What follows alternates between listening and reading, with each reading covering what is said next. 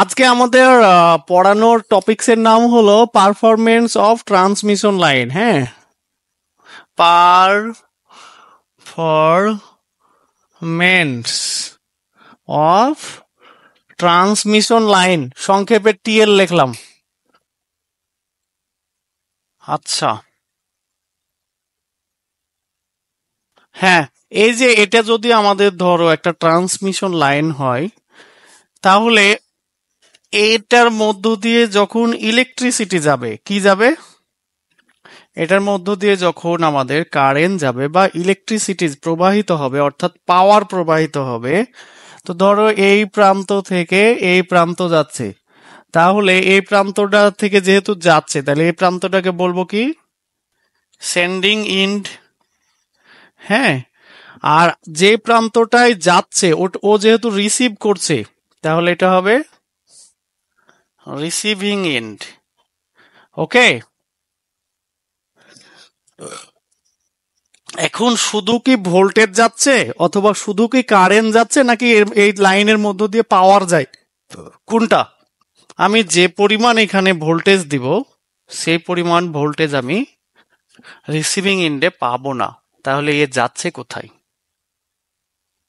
হ্যাঁ, কেউ না কেউ তো এগুলা কম বেশি করার জন্য, হ্যাঁ, এগুলো কম বেশি করার জন্য দায়ী না, কেউ না কেউ।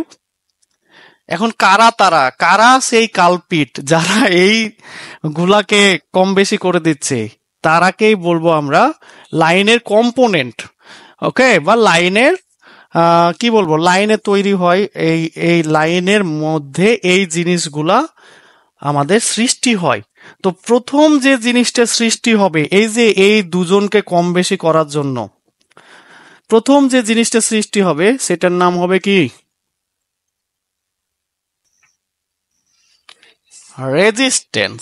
এখন প্রশ্ন হলো যে লাইনের রেজিস্ট্যান্সটা তৈরি হয় কিভাবে?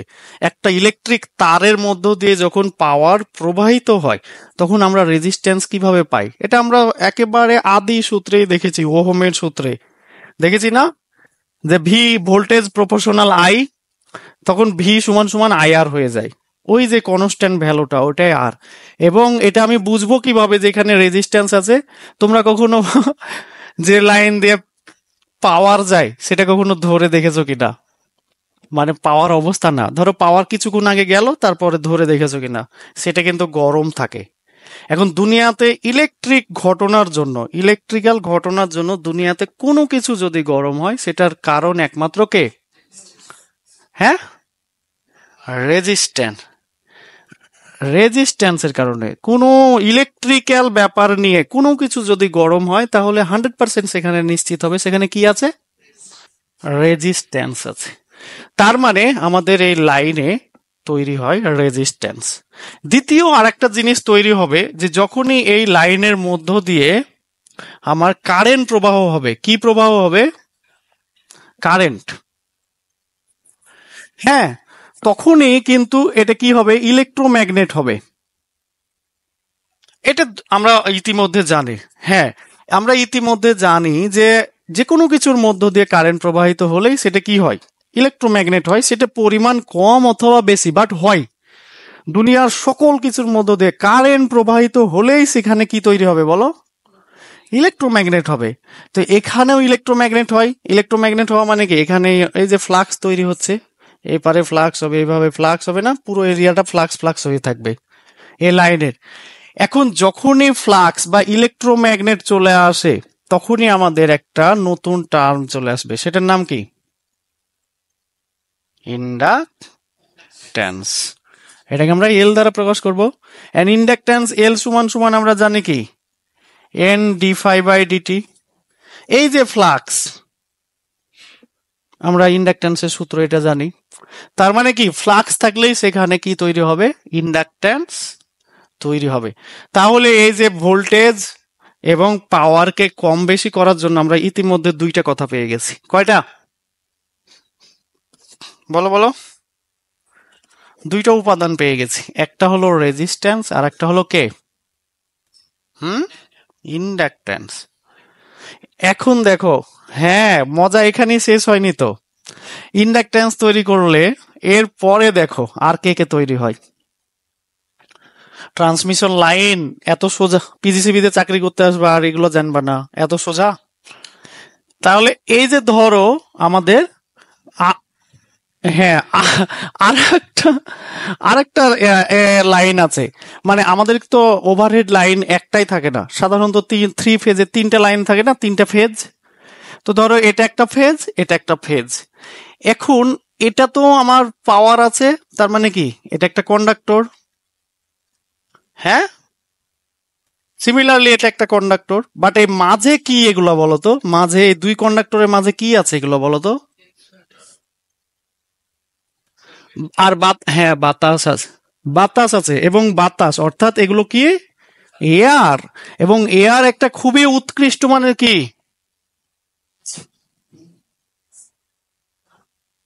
এয়ার খুবই উৎকৃষ্ট মানের একটা ইনসুলেটর। এখন দেখো দুইটা কন্ডাক্টরের মাঝে যদি ইনসুলেটর থাকে তাহলে সেটাকে কি বলি আমরা? কি তৈরি হয়? ক্যাপ ক্যাপাসিট্যান্স তৈরি হয়। তার মানে এই লাইনে কি তৈরি হচ্ছে আমার এখন? হ্যাঁ, ক্যাপাসিটর তৈরি, হ্যাঁ, তৈরি হয়।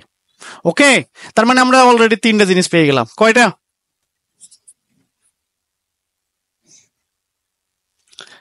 একটা। হ্যাঁ, এখন তোমাদের মনে প্রশ্ন আসছে কিনা যে এটা কি শুধু ট্রান্সমিশন লাইনে তৈরি হয়, আমাদের এই যে বাসা বাড়িতে যে তারগুলা থাকে এখানে কি তৈরি হয় না? এটা কি হয় বাসা বাড়িতে, বাসা বাড়ির তারগুলায়? তোমাদের কি মত, হয় না হয় না?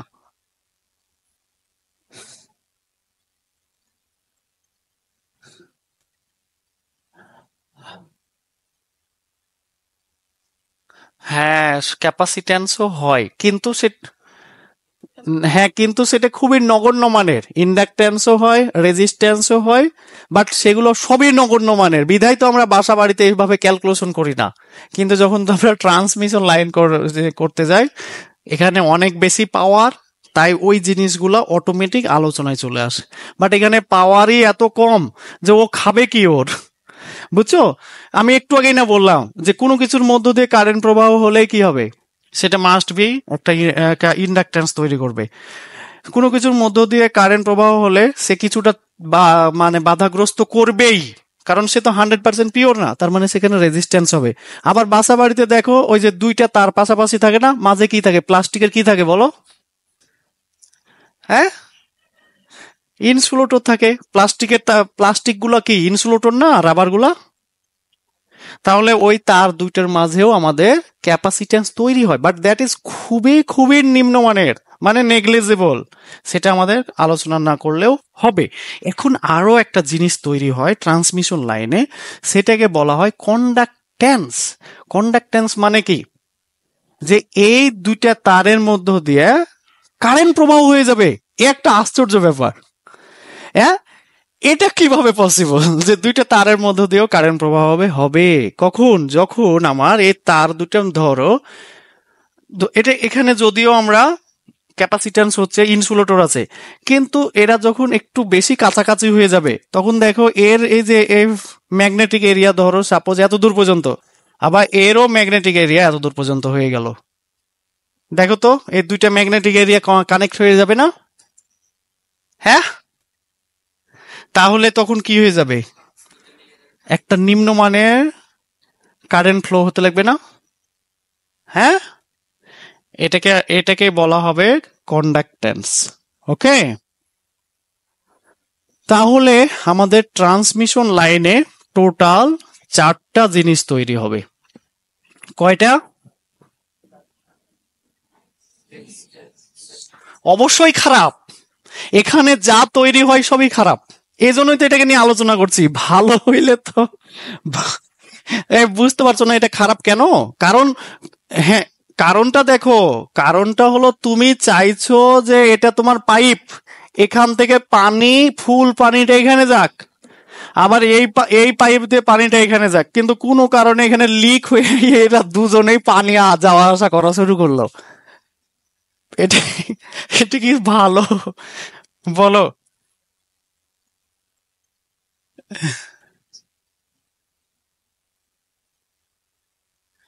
হ্যাঁ হ্যাঁ হ্যাঁ হ্যাঁ, ম্যাগনেটিক ফ্লাক্সের কারণে অ্যাকচুয়ালি না, ম্যাগনেটিক ফ্লাক্সটাই মূলত ওই যে কন্ডাক্টিভিটি বা ইলেকট্রন গুলাকে ছড়িয়ে ছিটিয়ে দেয় না। কারণ হলো আমরা জানি ওই, হ্যাঁ, একই কথা, ম্যাগনেটিক ফ্লাক্সের জন্যই ধরে নাও। তাহলে আমাদের টোটাল কয়টা জিনিস তৈরি হবে এই লাইনে? রেজিস্ট্যান্স, ইন্ডাকট্যান্স, ক্যাপাসিট্যান্স অ্যান্ড কন্ডাক্ট্যান্সকে কি দ্বারা প্রকাশ করি? জি না বি? হ্যাঁ, জি দ্বারা।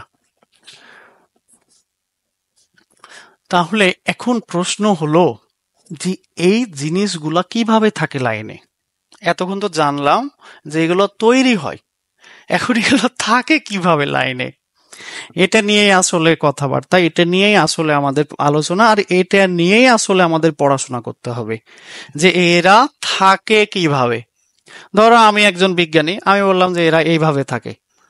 এখন আরেকজন বিজ্ঞানী রাশেদ, ও বলল যে না, এরা এইভাবে থাকে।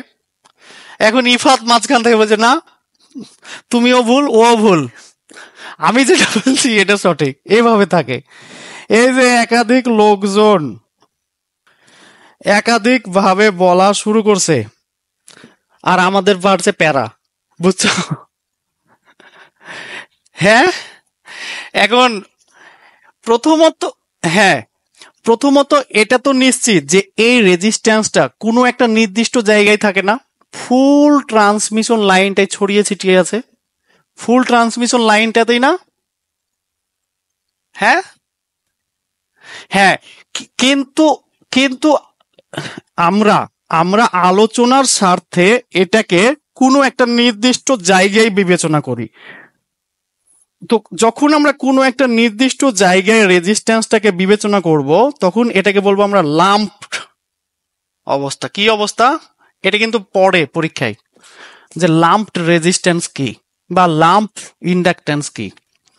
প্রথমে আছে কন্ট্রিবিউশন আকারে, স্বাভাবিক অবস্থায়, যেটা আমরা যেটা প্র্যাকটিক্যাল কথা, যে ওটা পুরো জিনিসটা ছড়িয়ে আছে।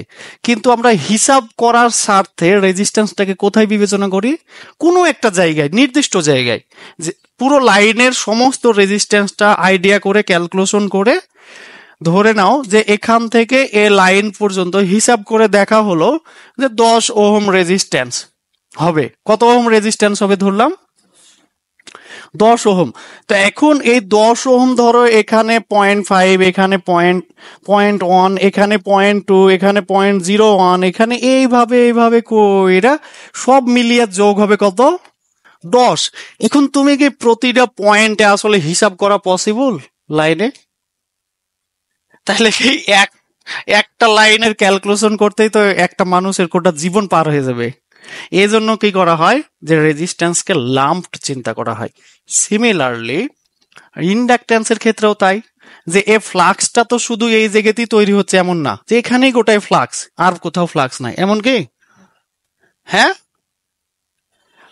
না। তাহলে এই ইন হ্যাঁ, এই ইন্ডাকট্যান্সটাও ধরো পুরো লাইন জুড়ে, সাপোজ ধরলাম যে এটা হলো 0.5 হেনরি পরিমাণ। কি পরিমাণ? 0.5 হেনরি, অথবা আরো বেশি, ধরো 5 হেনরি ধরলাম। তার মানে আমি কি বলতে পারি, যে কোনো একটা নির্দিষ্ট জায়গায় এই ইন্ডাকট্যান্সটাকে ধরলাম, এটা হলো আমাদের এল। সিমিলারলি এর প্রতিটা পয়েন্টেই কিন্তু আমাদের ক্যাপাসিট্যান্স তৈরি হয়, প্রতিটা পয়েন্টে। কিন্তু আমরা কি করব সেটাকে কোনো কোনো একটা, কি বলো, নির্দিষ্ট জায়গায় বিবেচনা করব যে এটা আমাদের ক্যাপাসিট্যান্স। এক্স্যাক্টলি তাই কন্ডাক্ট্যান্সের ক্ষেত্রেও। কন্ডাক্ট্যান্সের সিম্বলটা আবার এইরকমই অনেকটা মনে হয় না? ক্যাপাসিট্যান্সের সিম্বলই মনে হয় ব্যবহার করে, নাকি ভুলে গেছি আমি। তো লাম্প জিনিসটা কি, সবাই ক্লিয়ার না? ক্লিয়ার না? তাহলে যদি প্রশ্ন করা হয় যে লাম্পড কি, বা হলো ক্যাপাসিট্যান্স রেজিস্ট্যান্স গুলা কিভাবে তৈরি হয়, বা ইন্ডাকট্যান্স কিভাবে তৈরি হয়, বা কন্ডাক্ট্যান্স কিভাবে তৈরি হয় ভাইবা বোর্ডে, পারবা? হোক, এখন আমরা আসলে ক্লাসিফিকেশন অফ লাইনে চলে যাই। হ্যাঁ, যে এই যে ট্রান্সমিশন লাইনটা আমরা তিনটা ভাবে বিভক্ত করব। একটা প্রথম কথাটা হলো কি, যে শর্ট লাইন। হ্যাঁ, এটা কি পরিমাণ হবে? এটা হবে যে আপ টু 80 কিলোমিটার। তার মানে কি বোঝাচ্ছে, যে আমার লাইনের দৈর্ঘ্যটা যদি 0 হতে 80 কিলোমিটার পর্যন্ত হয়, তাহলে এটাকে আমরা কি বিবেচনা করব? শর্ট। বাট এটা ফিক্সড কথা না, সবচেয়ে বড় কথা এটা ফিক্সড না যে 80 হলেই সেটা শর্ট হবে। বাট আপাতত এটাকে বিবেচনা করা হয়। কথাটা বুঝনি? কার্য বিশেষের কন্ডাক্টরের সাইজ, পাওয়ারের মান, এগুলো অনেক কিছুর উপর নির্ভর হয়ে এটা কম বেশি হতে পারে। বাট আপাতত এটাকে বিবেচনা করা হচ্ছে যে আপ টু 80 কিলোমিটার। এবং ভোল্টেজ লেভেলটা কত?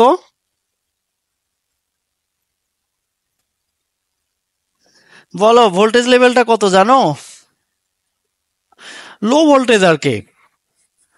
এটা মানে বিলো 33 কেভি আর কি, 33,000 ভোল্টেজের নিচে। ওকে।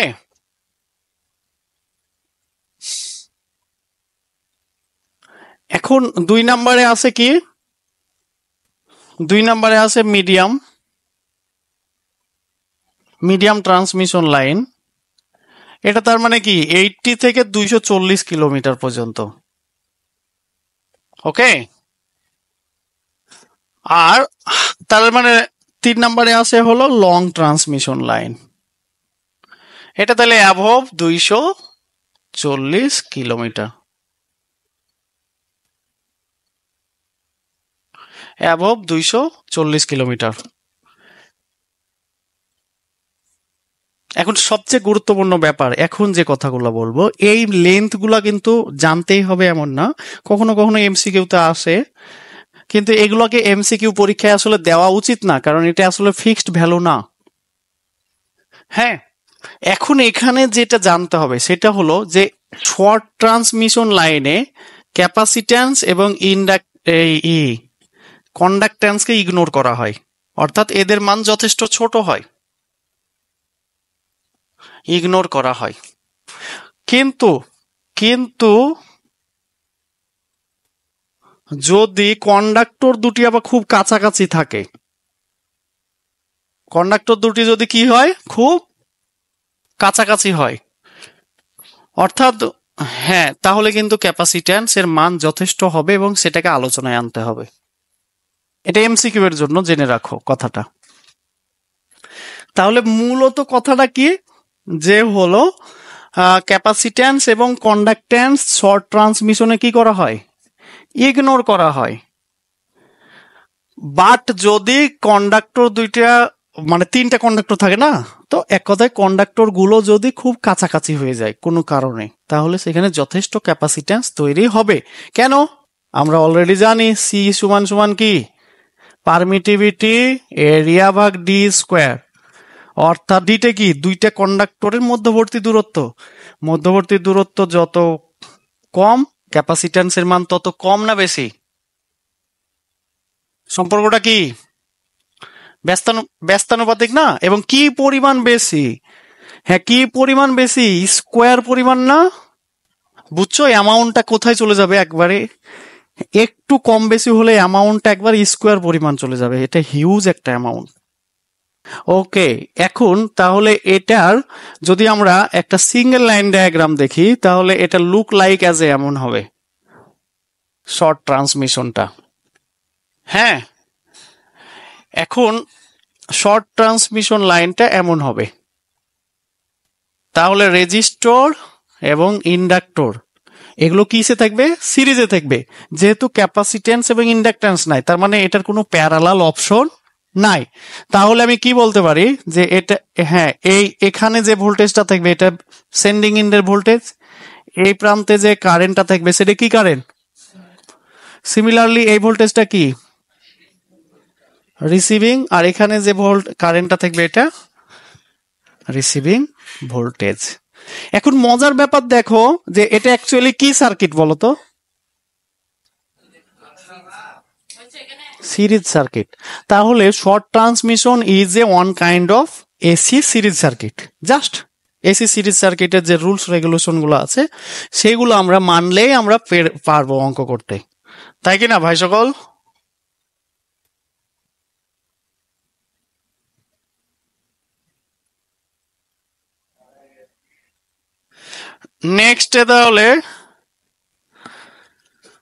নেক্সট মিডিয়াম, এই মিডিয়াম ট্রান্সমিশন লাইনে আমরা কন্ডাক্টেন্সকে ইগনোর করব। কাকে ইগনোর করব? But capacitance is not ignored here, capacitance is countered. Okay, capacitance কিন্তু আমাদের এখানে আলোচনা করতে হবে। এখন এই যে ক্যাপাসিট্যান্স চলে আসলো, আর যেহেতু এরা লাম্পড চিন্তা করছি, তো এখানে আমাদের দুইটা মতামত হয়ে যায় সার্কিট সিঙ্গেল লাইন আঁকাতে গিয়ে। একজন বলছে যে হলো যে ক্যাপাসিট্যান্সটা একটা থাকবে আর ইন্ডাক্টর রেজিস্টর গুলা দুই ভাগে বিভক্ত হবে, অর্থাৎ সেন্ডিং ইন প্রান্তে অর্ধেক দিব, রিসিভিং ইন প্রান্তে অর্ধেক দিব। তখন আরেকজন বলছে যে না, আমি ক্যাপাসিট্যান্সকে দুই ভাগে বিভক্ত করব, রেজিস্ট্যান্স এবং ইন্ডাকট্যান্স গুলাকে একটা পয়েন্টে বিবেচনা করব। যে কারণে মিডিয়াম ট্রান্সমিশন লাইন হিসাব করা হয় দুইটা পদ্ধতিতে। একটা হলো নমিনাল টি মেথড, যেখানে আমরা কি করি, রেজিস্টর এবং ইন্ডাক্টর গুলাকে দুই ভাগে বিভক্ত করি, আর পুরো লাইনের ক্যাপাসিটরকে কোথায় বিবেচনা করি? এক জায়গাতে বিবেচনা করি। বুঝা গেছে ভাই সকল? তাহলে এটা কি হবে? রেজিস্টরের অর্ধেক, এটা হবে ইন্ডাক্টরের অর্ধেক। সিমিলারলি এটাও রেজিস্টরের অর্ধেক, এটা হবে ইন্ডাক্টরের অর্ধেক। বাট ক্যাপাসিটরকে আমরা কি চিন্তা করলাম? পুরো লাইনের ক্যাপাসিটরকে চিন্তা করলাম একটা পয়েন্ট। তাহলে এটা দেখো, লুক লাইক এজ এ টি, এই জন্য এটাকে টি মেথড বলা হয়। সে এটারই বিপরীতে আমি ধরো এই মতামত দিলাম, এখন ইফাত বলছে না এটা এটা হবে না, একজন বলছে আর আপনারা মেনে নিলেন, এটা এটা কোনো যৌক্তিক কথা? তখন তোমরা হয়তো জিজ্ঞেস করলা যে তাহলে এত পণ্ডিতি করছো, একটা তো মতামত দাও, ও তো একটা কিছু বলছে। তখন ও হিসাব করে দেখলো যে এ তো রেজিস্ট্যান্স ইন্ডাকট্যান্স কে অর্ধেক করেছিল, তা আমি তাহলে ক্যাপাসিটেন্স কে অর্ধেক করি, ওরাকে ঠিক রাখি। যে কারণে কি করা হলো, যে দেখো ব্যাপারটা এই যে এরকম, লাইনের ফুল রেজিস্ট্যান্সকে আমরা একটা পয়েন্টে বিবেচনা করব, লাইনের সমস্ত ইন্ডাকট্যান্সকে একটা পয়েন্টে বিবেচনা করব, বাট ক্যাপাসিট্যান্সকে দুই ভাগে বিভক্ত করে দেব। ওকে, তাহলে এটা সি বাই টু, এটাও সি বাই টু, এটা আর এটা এল। তাহলে এটা কি হবে? এটা ভিএস, এটা হবে আইএস, আর এটা হবে আইআর, আর এটা হবে ভিআর। সিমিলারলি এটা হবে ভিএস, এটা হবে আইএস, আর এটা হবে ভিআর, এটা হবে আইআর। এগুলো ডিটেলস পড়বো আমরা পরে, জাস্ট ধারণা দিচ্ছি যে কোথায় কি খেলাটা খেলতে হবে।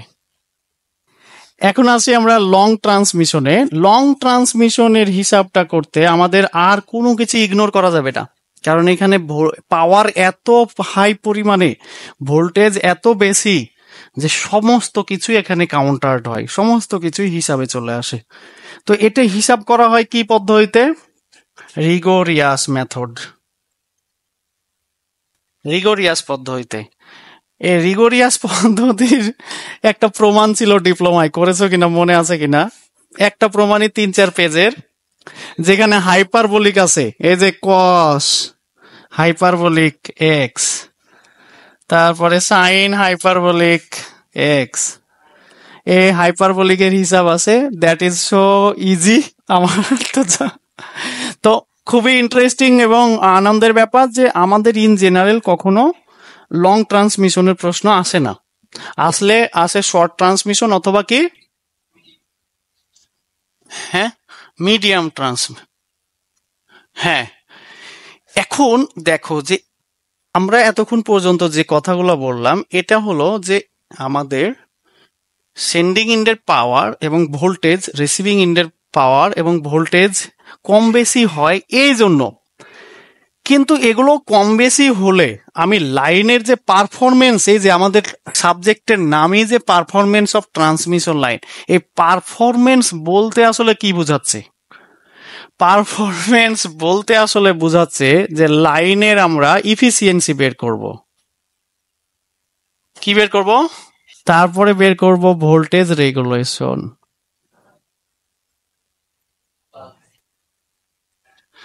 মূলত এই দুইটাই হলো পারফরমেন্সের নিয়ামক। বোঝা গেছে? আমার আসলে এই দুইটাই মূলত বের করতে হবে, যে একটা লাইনের ইফিসিয়েন্সি কত। ইফিসিয়েন্সি দ্বারা আমি কি বুঝাচ্ছি বলতো তাহলে? আউটপুট, অর্থাৎ পিআর বাই পিএস না? এটা কি হবে? পিআর বাই পিএস না? আমার আউটপুট পাওয়ারটা কি? রিসিভিং এন্ডের পাওয়ার আর সেন্ডিং এন্ডের পাওয়ার। সিমিলারলি ভোল্টেজ রেগুলেশনটা কি জানি আমরা? VS minus VR by VR.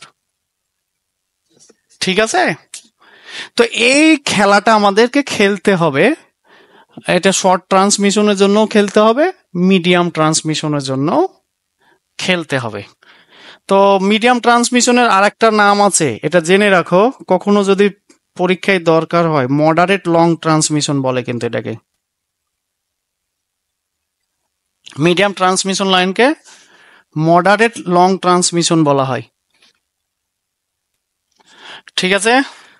আমাদের এই এখানে ইফিসিয়েন্সির ভোল্টেজ রেগুলেশনের পাশাপাশি আমরা আরো একটা জিনিস বের করতে হবে, শিখতে হবে পারফরমেন্স হিসাবে, limit of power of A transmission line at steady state. এই জিনিসটা আমাদের জানতে হবে। তার মানে আমাদের তিনটা জিনিস জানতে হবে। এখন এই জিনিসগুলো জানতে হলে, এই তিনটে জিনিস যদি জানতে হয়, অটোমেটিকই আমাদের সেন্ডিং এন্ডের পাওয়ার ভোল্টেজ বের করতে হতে পারে, অটোমেটিকই আমাদের রিসিভিং এন্ডের ভোল্টেজ বের করতে হতে পারে, অটোমেটিক আমাদের লাইন লস বের করতে হতে পারে। তার মানে এই পারফরমেন্সের সাথে এরা তিনজন অ্যাসোসিয়েটেড, এরা সংযুক্ত। একইভাবে আমি বলতে পারি যে সেন্ডিং এন্ডের কারেন্ট বের করতে হতে পারে, রিসিভিং এন্ডের কারেন্ট বের করতে হতে পারে, কিন্তু মূলত আমাদের নিয়ামক এই তিনটা। ওকে, বুঝছি না বুঝিনি?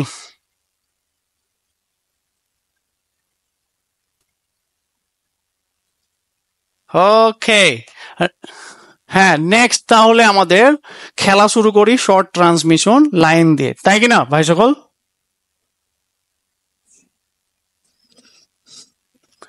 এখন শর্ট ট্রান্সমিশন লাইন আমরা দুই ভাবে শিখবো। এক নম্বরে প্রথমে শিখবো হলো সিঙ্গেল ফেজের জন্য, তারপরে শিখবো কি থ্রি ফেজের জন্য। তাহলে লেখো short transmission line for single phase. হ্যাঁ, এখন সিঙ্গেল ফেজ মানে দেখো দুইটা কন্ডাক্টর থাকে। কয়টা কন্ডাক্টর থাকে? দুইটা। তার মানে অ্যাকচুয়ালি এই যে এইরকম রেজিস্টর ইন্ডাক্টর গুলা, দুইটা কন্ডাক্টর থাকলে দুইটা কন্ডাক্টরই থাকবে না ভাই সকল? তাহলে এটাকে যদি R1 বলি, এটাকে যদি L1 বলি, এটাকে R2, এটাকে L2 যদি বলি, না এটাও R1, কারণ সিমিলার সেম পরিমাণ হবে তো দুইটা কন্ডাক্টরে, তাহলে এটাও R1 হবে, এটাও L1 হবে। হ্যাঁ, আর এটা হবে কি VS, এটা হবে IS, আর এটা হবে কি IR, এটা হবে VR। এখন এই জিনিসটার একটা ইকুইভ্যালেন্ট সার্কিট চিন্তা করা হয়, যেখানে আমরা রেজিস্টর গুলাকে একটা জায়গায় চিন্তা করলাম, ইন্ডাক্টর গুলাকে একটা জায়গায় চিন্তা করলাম, তখন এটা হয়ে গেল আর। এই আর সমান আসলে কি বলতো? 2R1। সিমিলারলি এই এল সমান কি বলতো? 2L1। তার মানে এটা কি? এটা কিন্তু ইকুইভ্যালেন্ট সার্কিট, এটা হলো ইকুইভ্যালেন্ট সার্কিট। তাহলে এটা হবে কি VS, এটা হবে IS, সিমিলারলি এটা হবে IR, এটা হবে VR।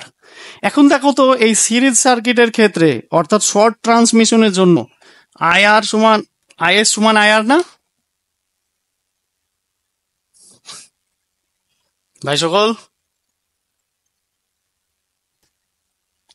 এটা একটা কি সার্কিট? Series circuit. হ্যাঁ এবং হ্যাঁ এবং দেখো তো ভিএস সমান এটা হয় কিনা, ভেক্টরিক্যালি যদি যোগ করি তাহলে এটা ভিআর যোগ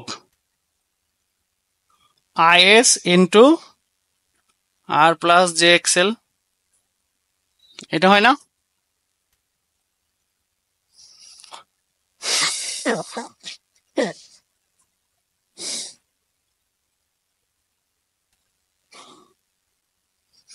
ওকে, এখন আমরা ফেজর ডায়াগ্রাম আঁকা শিখবো for short transmission. Phasor diagram আঁকা শিখবো ফর কি? Short transmission. এখন দেখো মজার ব্যাপার যে আমার এই এই রিসিভিং ইন প্রান্তটাকে আমরা চিন্তা করব সবসময় লোড। এটা কি চিন্তা করব? লোড। তো লোডের পাওয়ার ফ্যাক্টর আমার কয় ধরনের হতে পারে? 3 ধরনের হতে পারে না? যদি আমার ইউনিটি হয় তাহলে হ্যাঁ, তার মানে আমাদের ফেজর ডায়াগ্রাম কয়টা কারণে হবে বলো? 3টা কারণে। 3টা কারণে হবে। প্রথমত যদি আমি ইউনিটি বিবেচনা করি, হ্যাঁ যদি আমি ইউনিটি বিবেচনা করি তাহলে ফেজর ডায়াগ্রামটা দেখতে কেমন হবে বলো? দেখো এটা হলো আমাদের যদি আইএস সমান আইআর হয় তাহলে এর সাথে মাস্ট বি কে থাকবে? ভিআর থাকবে। আর এর সাথে মাস্ট বি আবার কে থাকবে? আইএসআর থাকে। ভাই সকল এই ফেজর ডায়াগ্রাম মনে আছে আঁকা না ভুলে গেছো সব? ঠিক এর মাথায় 90 ডিগ্রিতে কে থাকবে? হ্যাঁ 90 ডিগ্রিতে কে থাকবে বলো? ক্যাপাসিটর থাকবে। হ্যাঁ ক্যাপাসিটর কই পাইলা? ইন্ডাক্টর। ইন্ডাক্টর থাকবে। হ্যাঁ আর এখান থেকে এটা কে হবে? আমাদের সবার প্রিয় ভিএস।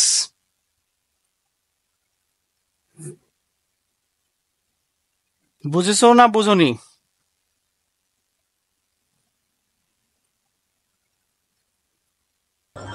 কারেন্টটা পিছায় থাকবে না ইন্ডাকট্যান্সের ক্ষেত্রে।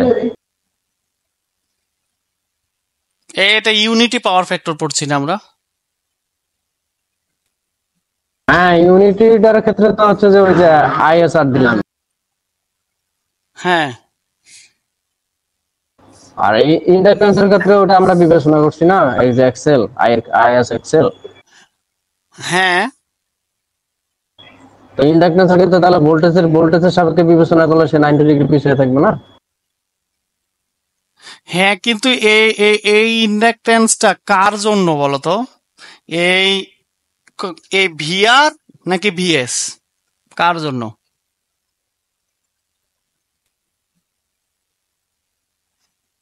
হ্যাঁ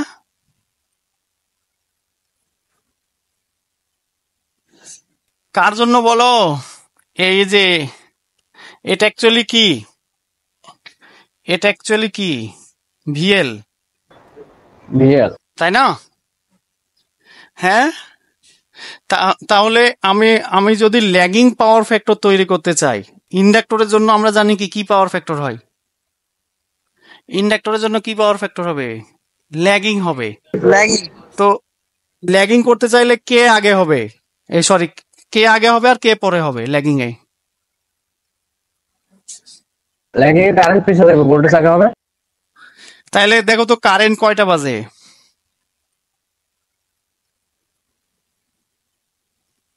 কারেন্ট বাজে 3। হ্যাঁ তো তাহলে এটা ল্যাগিং হচ্ছে না? হ্যাঁ ওই যে ওটা পরবর্তী আপনি ভিএল দিচ্ছেন তার আগে ওই যে আইএস।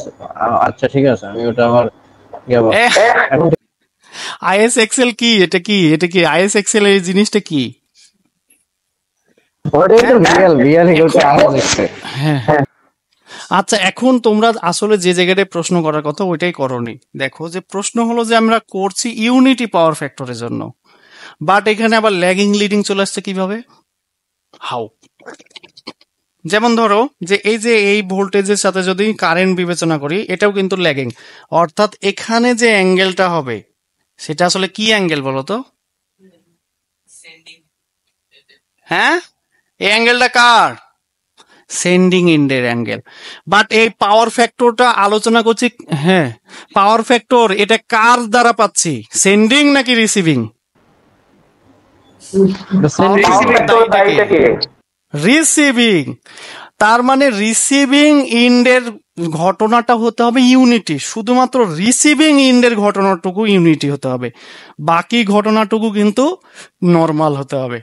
কারণ এই বাকি ঘটনাটুকু সাথে দেখো ইন্ডাক্টর আছে, তার মানে এটা মাস্ট বি একটা কি হতে হবে, ল্যাগিং এর ব্যাপার আসতে হবে। তো এই যে এই অংশটুকু শুধু রিসিভিং, দেখো এই যে এখানে আইএস না দিয়ে আসলে আইআর দিতে পারি আমরা, কারণ এটা দুজনই কি সমান। তাহলে দেখো যে এই যে এটা আমার ভিআর, এটা হলো রিসিভিং, আর এর সাথেই আছে আবার কারেন্ট, তার মানে একটু এই ভিআর এবং আই কারেন্ট এরা ইউনিটি প্রমাণ হয়ে গেল না? অর্থাৎ আমার এই জিনিসটার সাথে কারেন্ট কি আছে, ইন ফেজে আছে, তার মানে আমার রিসিভিং প্রান্তটা ইউনিটিতে দেখানো হয়ে গেল। এখন আমরা আর একটা করি, তাহলে আরো ক্লিয়ার হবে ব্যাপারটা। ধরো এখন দ্বিতীয়ত করতে যাচ্ছি ল্যাগিং। কি করতে যাচ্ছি? Lagging power factor. এই ল্যাগিং পাওয়ার ফ্যাক্টরটার মানে কি, আসলে কার ল্যাগিং এর কথা বলছি বলো তো? হ্যাঁ, এটা হচ্ছে লোডের ভিআর এর ল্যাগিং এর কথা। হ্যাঁ, তার মানে এই ভিআর এর সাথে আইআর এর রিলেশনটা কি হবে বলো? আইআর ল্যাগিং এ থাকে। হ্যাঁ, তার মানে আমার আই মাস্ট বি ভিআর এর নিচে থাকতে হবে। এটা নিয়ে কারো কোনো কনফিউশন আছে? আর ভিএস এবং আইএস, হ্যাঁ ভিএস এবং আইএস এদের দুজনের রিলেশন তো ল্যাগিং কনফার্ম, কারণ আমরা ইতিমধ্যে দেখেছি ভিএস এবং আইএস ল্যাগিং রিলেশন। এটা দ্বারা কি বুঝাচ্ছি, যে ভিএস ওপরে আর আইএস, এটা আইএস এর দাগ না? তার মানে আইএস বাজছে হলো কয়টা? 3টা, আর ভিএস বাজছে 1টা, তাই না? তার মানে ভিএস আগে আছে, আইএস পরে আছে, তার মানে ভিএস এর সাথে আইএস এর রিলেশন ল্যাগিং, এটা কনফার্ম। এখন আমাদের এই যে ল্যাগিং পাওয়ার ফ্যাক্টরে যখন আসছি, তখন কিন্তু ভিআর এর সাথে আইআর এর রিলেশনটা কি হবে বলো? কোন আগে ল্যাগিং হবে ভাই, এখানে ভিআর তো হচ্ছে যে হ্যাঁ একটা আরেকটার সাথে ল্যাগিং এ থাকে। হ্যাঁ, তাহলে আমি প্রথমে কি নিব? আইএস সমান আইআর নিব। তাহলে এটা এই বরাবর যদি আমার আই হয়, আইআর হয়, তাহলে ভিআর কে আমি যে নিচে দিব না, এটা আমার ভিআর হবে না বলো তো? না, এটা দিলে তো লিডিং হয়ে গেল। জি স্যার, ভিআর এর সাপেক্ষে আইআর ল্যাগিং করছে। এটা কি ল্যাগিং হয়ে যায়? না, এটা তো লিডিং হয়ে যায়। কিভাবে লিডিং বুঝলাম? হ্যাঁ, এটা কয়টা বাজে আর এটা 5টা বাজে, তার মানে 3টা আগে বাজবে, তারপরে 5টা বাজবে, তার মানে আই আগে আছে, ভোল্টেজ পরে আছে। আই আগে থাকলে সেটা লিডিং হয়ে যায়, বাট আমাদের হতে হবে কি আসলে? হ্যাঁ, ল্যাগিং। তাহলে হ্যাঁ, ভিআর মাস্ট বি ওপরে হতে হবে। বুঝছি না বুঝিনি? আর এই যে একটা অ্যাঙ্গেল তৈরি হয়ে গেল, এই অ্যাঙ্গেলটা কি নাম হবে? থিটা আর না? আর এখানে এখানে এখানে থিটা আর সমান কত বলো?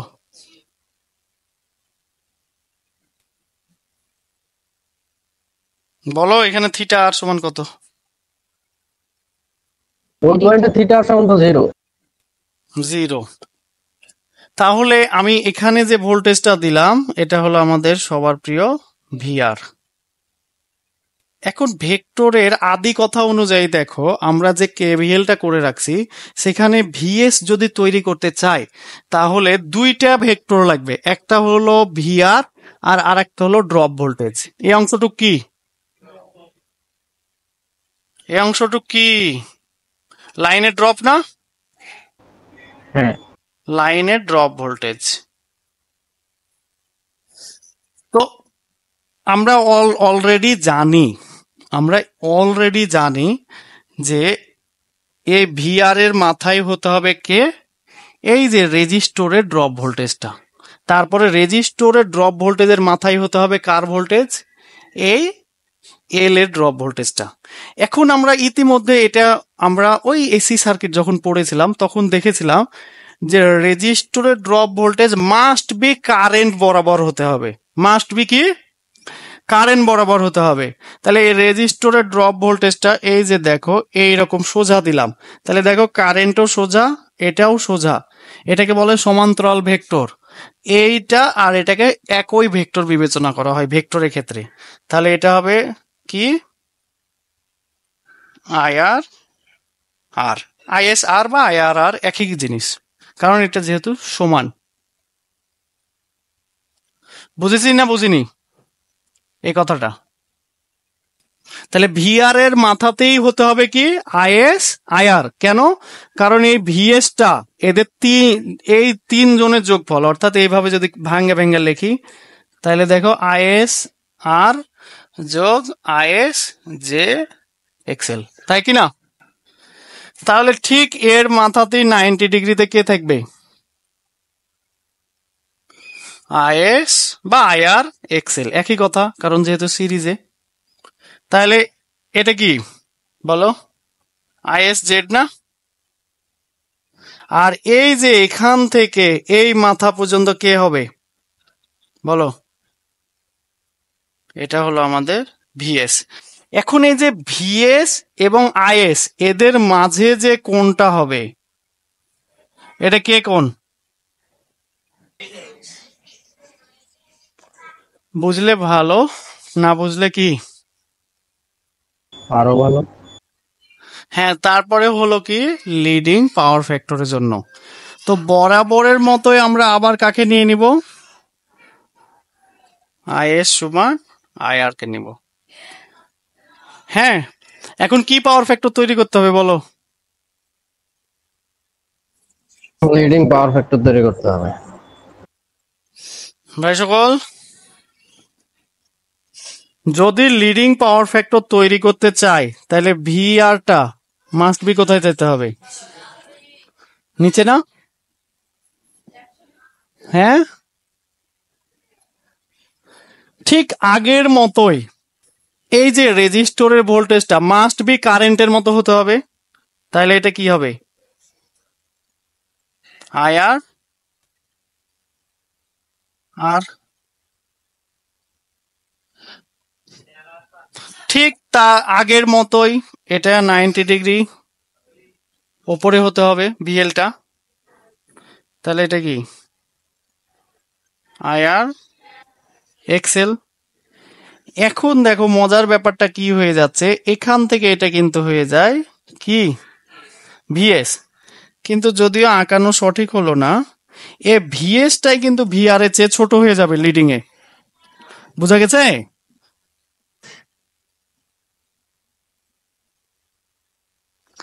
অর্থাৎ এখানে একটু আঁকানো সঠিক হয়নি, এটা সোজা হচ্ছে, একটু বাঁকানো হলে এটা এমন হবে। অর্থাৎ এটাকে 90 ডিগ্রি করতে হলে এমন হবে। আমার হচ্ছে না কেন, কোথায় ভুল হচ্ছে বুঝছি না। হ্যাঁ, ফলে আমার কি হয়ে যাবে, আমার মূল উদ্দেশ্যটা হলো যে ভিএসটাই ছোট হবে। ওকে, এটা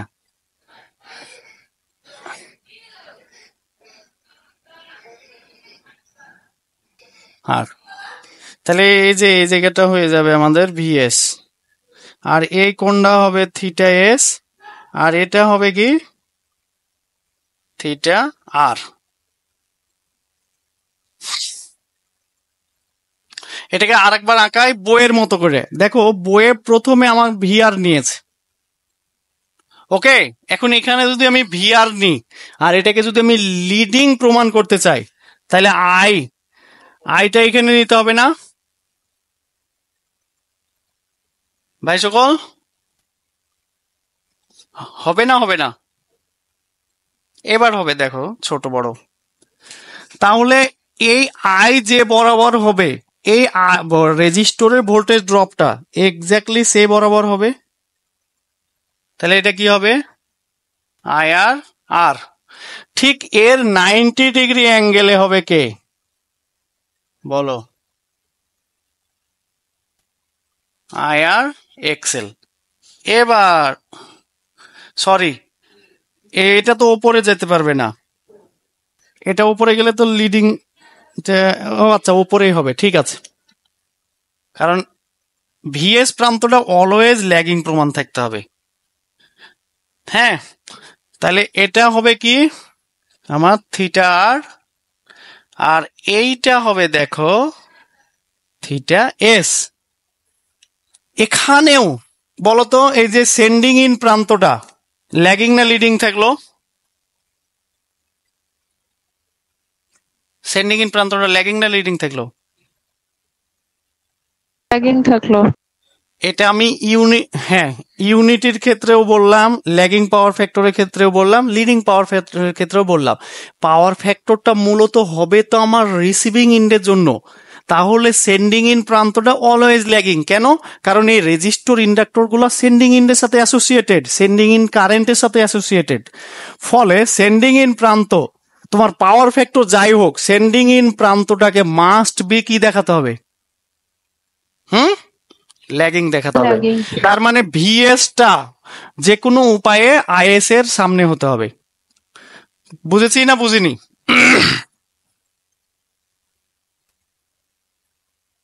ওকে, ছোটখাটো জিনিস দেখাতে দেখাতে অনেক সময় চলে গেল, এখন আর একটা ছোট্ট জিনিস দেখাবো, নেক্সট দিন অঙ্ক হবে ইনশাআল্লাহ। এগুলো কি আগে এভাবে পড়া হয়েছে?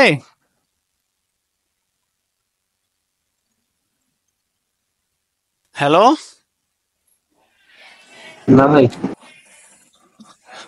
হ্যাঁ, তাহলে ট্রান্সমিশন লাইনকে যদি আমরা 2 পোর্ট নেটওয়ার্ক চিন্তা করি, কয় পোর্ট? তাহলে 2 পোর্ট নেটওয়ার্ক এই যে এইরকম একটা বক্স থাকবে, এর এই যে এক প্রান্তে 2টা পোর্ট থাকবে, আবার আউটপুট প্রান্তেও 2টা পোর্ট থাকবে, এই জন্য এটাকে 2 পোর্ট নেটওয়ার্ক বলে। তো এখান দিয়ে যে ভোল্টেজটা থাকবে এটা হবে কি, ভিএস, এটা দিয়ে যে কারেন্টটা যাবে এটা হবে আইএস। সিমিলারলি এটা দিয়ে যে ভোল্টেজটা হবে এটা কি হবে, ভিআর, এটা দিয়ে যে কারেন্ট যাবে এটা হবে আইআর। এখন আমরা ইতিমধ্যে বুঝে গেছি যে এই ভিএস হতে ভিআর পর্যন্ত যদি যেতে হয় তাহলে এর মাঝে কতগুলা কনস্ট্যান্ট থাকবে না, ইন্ডাক্টর, রেজিস্টর, ক্যাপাসিটর আর কি কন্ডাক্টেন্স। তার মানে 4টা কনস্ট্যান্ট থাকবে না? এ কয় না কারে, থাকবে না থাকবে না? থাকবে। তাহলে আমরা এখানে 4টা এর ভিতরে কনস্ট্যান্ট পাবো, এ বি সি। এবং আমরা ইতিমধ্যে শর্ট ট্রান্সমিশনের জন্য জাস্ট একটা ছোট্ট ক্যালকুলেশনে দেখলাম যে ভিএসটা কি ছিল, ভিআর ছিল, এর সাথে কিন্তু আরো কিছু জিনিস ছিল, কি আইএস বা আইআর ইন্টু জেড ছিল বলতে পারি। তার মানে দেখো যে এই যে সেন্ডিং ইন ভোল্টেজটা রিসিভিং ইন ভোল্টেজ এবং রিসিভিং ইন কারেন্টের সমন্বয়ে তৈরি হবে, এটা নিয়ে কোনো কনফিউশন নাই। তো এই কনস্ট্যান্ট গুলো দিয়ে যদি আমি দেখতে চাই তাহলে ভিএস সমান হবে কি, A VR plus B IR.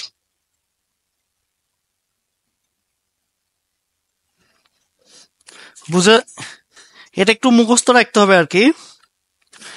এবং আমরা যখন পাই নেটওয়ার্ক দেখবো, টি নেটওয়ার্ক দেখবো, তখন বুঝতে পারবো যে এই সেন্ডিং ইন কারেন্টটা কিন্তু এই যে রিসিভিং ইন ভোল্টেজ এবং রিসিভিং ইন কারেন্টের সমন্বয়ে তৈরি হবে। তার মানে এটা হবে কি, C VR plus D IR.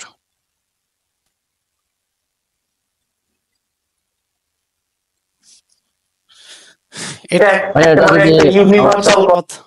হ্যাঁ বলো। মাথায় মাথায় ঢুকে নেই। মুখস্থ রাখতে হবে আমাদের। হ্যাঁ, এটা মাস্ট বি মুখস্থ রাখতে হবে, কিন্তু মানে মূল থিমটা বোঝার চেষ্টা করো। জাস্ট আমরা শর্ট ট্রান্সমিশন লাইনে দেখলাম কিনা যে আমরা যদি ভিএস বের করতে চাই, তাহলে দেখো ভিআর যোগ আইআর জেড, তার মানে আইআর থাকছে, ভিআর থাকছে, এদের সাথে অ্যাসোসিয়েটেড কিছু থাকছে। যেমন এখানে ভিআর এর সাথে অ্যাসোসিয়েটেড কি আছে, 1 আছে, আর এখানে আইআর এর সাথে অ্যাসোসিয়েটেড কি আছে বলতো, জেড আছে। এখন এই জেড জিনিসটা আমার একটা কনস্ট্যান্ট, সিমিলারলি 1 জিনিসটা আমার একটা কনস্ট্যান্ট। এই জেড, হ্যাঁ, এখন সকল সার্কিটে জেড এর মান তো আমার অজানা, তাহলে আমি জেড কে বিবেচনা করে নিলাম বি একটা কনস্ট্যান্ট দ্বারা। এখানে যে ভ্যালু, এখানে যে 1ই হবে এমন না, কখনো কোনো 5 হতে পারে, 6 হতে পারে, যে কোনো নাম্বার হতে পারে না, সেটাকে বিবেচনা করলাম এ। এখন শর্ট ট্রান্সমিশনের ক্ষেত্রে দেখো আমরা দেখলাম কিন্তু আইএস সমান আইআর, বাট যদি সেটা টি হয়ে যায় তখন কি আমি আইএস সমান আইআর বলতে পারবো? না, বলতো তখন আইআর, দেখো এটা তখন আইএসটা কি হয়ে যায় বলতো, আইসি প্লাস আইআর না? হ্যাঁ, হ্যাঁ, এখন এই আইসিটা বের করতে হলে দেখবা যে এই যে ভিআর এর সহযোগিতা লাগবে, তার মানে এখানে আলটিমেটলি ভিআর চলে আসবে প্লাস আইআর থাকবে। তার মানে আমি যখন সেন্ডিং ইন কারেন্টটা বের করব, সেটাও দুইটা জিনিসের সমন্বয়ে তৈরি হবে, দুইটা জিনিসের সাহায্যে। একটা হলো রিসিভিং ইন্ডের ভোল্টেজ, আর একটা হলো কি রিসিভিং ইন্ডের কারেন্ট, বাট এদের সাথে অ্যাসোসিয়েটেড কিছু কি থাকবে, হ্যাঁ, কনস্ট্যান্ট ভ্যালু থাকবে, কনস্ট্যান্ট থাকবে। সেই কনস্ট্যান্ট গুলাকে কি দ্বারা প্রকাশ করব, সি এবং ডি দ্বারা। আর এটাকে বলবো কি আমরা, টু পোর্ট নেটওয়ার্ক। এই টু পোর্ট নেটওয়ার্ক এবিসিডি জিনিসগুলো কি এখনো কি ক্লিয়ার হয়নি? যে আমি যখন সেন্ডিং ইন থেকে রিসিভিং ইন পর্যন্ত যেতে চাই, তখন আমাকে কতগুলা ভ্যালু ওপর দিয়ে যেতে হবে না, যেমন রেজিস্টর, ইন্ডাক্টর, ক্যাপাসিটর, আর একটা কি কন্ডাক্ট্যান্স। এখন দেখো যে একটা প্রমাণ আছে, প্রায় এসেছে, লেখো প্রমাণটা, যে দেখাও যে ফর শর্ট ট্রান্সমিশন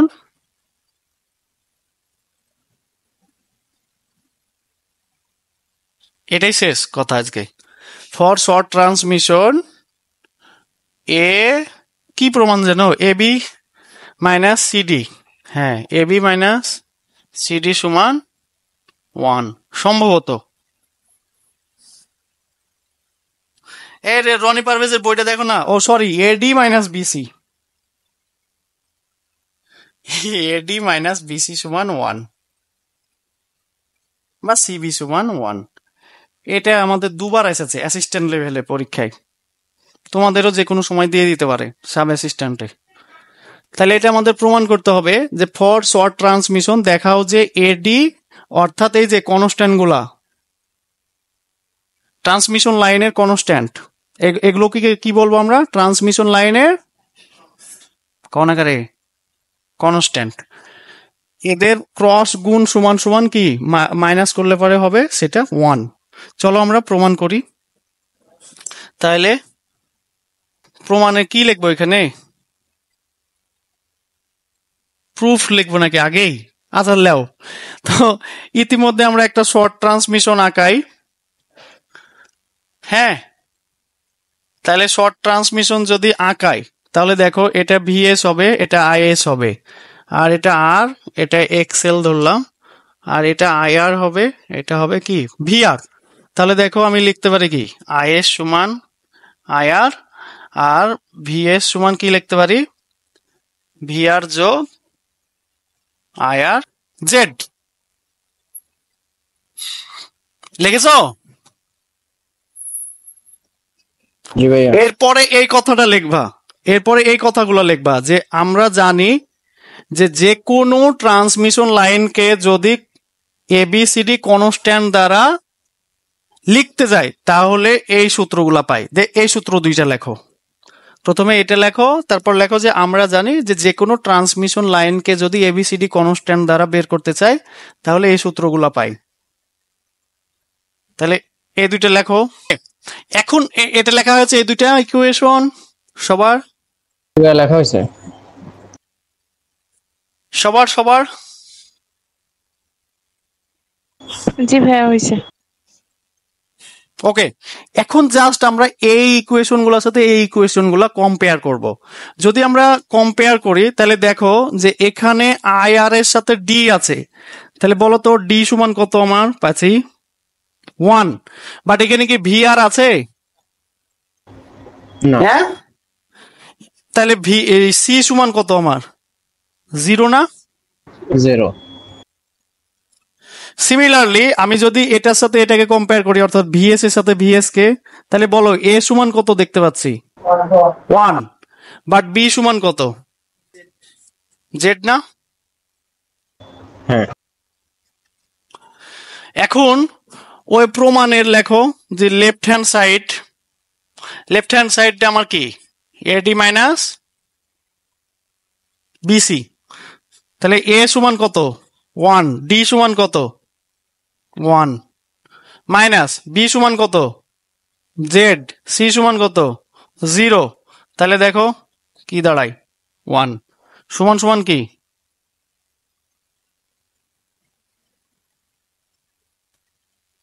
প্রুফ লিখতে হয় না, প্রুফড লিখতে হয়। বুঝলে ভালো, না বুঝলে আরো ভালো। এটা 5 মার্কের একটা কোশ্চেন আছে, শিখাই দিলাম। খুশি হয়েছো? জি ভাইয়া। আচ্ছা, নেক্সট দিন আসলে আসল খেলা হবে। সেটা হলো যে আমরা প্রথমত নেক্সট দিনে 3 phase short transmission for 3 phase শিখবো। তারপরে শিখবো শর্ট ট্রান্সমিশনের বেশ কিছু অঙ্ক আছে, সেইগুলা করব। সেগুলো করার পর যদি সময় পাই তাহলে আমরা মিডিয়াম ট্রান্সমিশনের পাই নেটওয়ার্ক এবং টি নেটওয়ার্ক দেখব। পাই নেটওয়ার্ক এবং টি নেটওয়ার্ক দেখার পর যদি সময় পাই তাহলে পাই নেটওয়ার্ক এবং টি নেটওয়ার্কে এই যে 4টা কনস্ট্যান্ট দেখলাম না, এগুলার রেসপেক্টে দেখব।